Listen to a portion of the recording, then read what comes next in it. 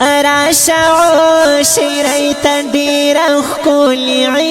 لکادا د ګل پشان زلیږي ولا ډیر خسادا د ګل پشان زلیږي ولا ډیر خسادا راشعو شریت ډیر خولي لکادا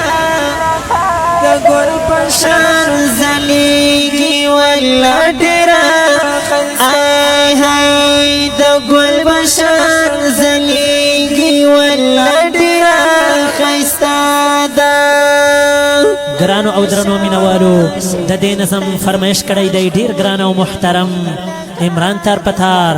او د پاکستان پیج زلمینا فرمایش کوونکي ورونه دي محمد علي او عمر او شاعر محترم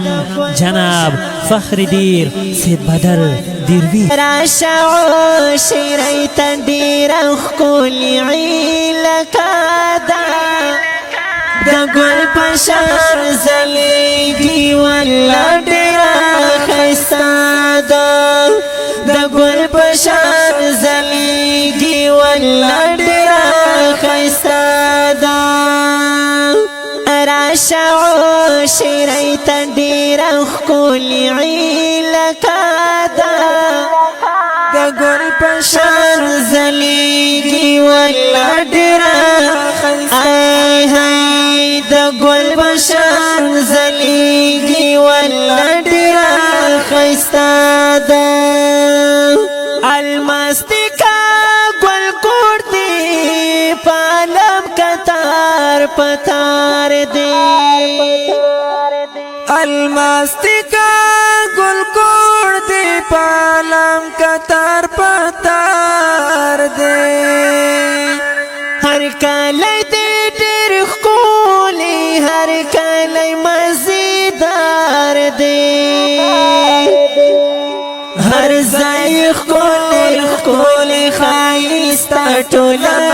دراده د ګل پشان زلیږي ولا ډېر ښایسته ده راشعو شریت ډیر خولي لکادا د ګل پشان زلیږي ولا ډیر آی هاي د ګل پشان زلیږي ولا ډیر خستا ده کاټل دکا غم سیر دی جابر دکا نملیدا کاټن دکا غم سیر دی جابر دکا نملیدا نم چړ پسې سفارې ډېر ښکلي عشریدا صدقې اخیری سټاپ دی د ګل ونه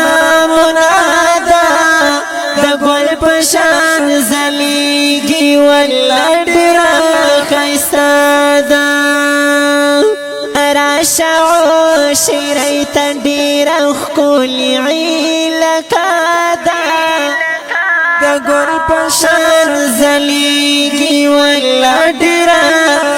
آی هاي د ګل پشان زلیږي ولا ډیر ښایسته ده ګلونه بغونه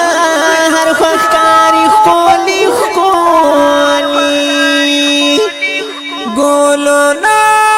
باغونه هر ښکاري ښکلي ښکلي نهرونه ولې پاکې د پاسه دي راغلي وایي سید بدر دروي څنګه ښکلي نظره ده وای سید بدر دروي څنګه ښکلي نظره ده د ګل پشان زلیږي ولا ډېر ښایسته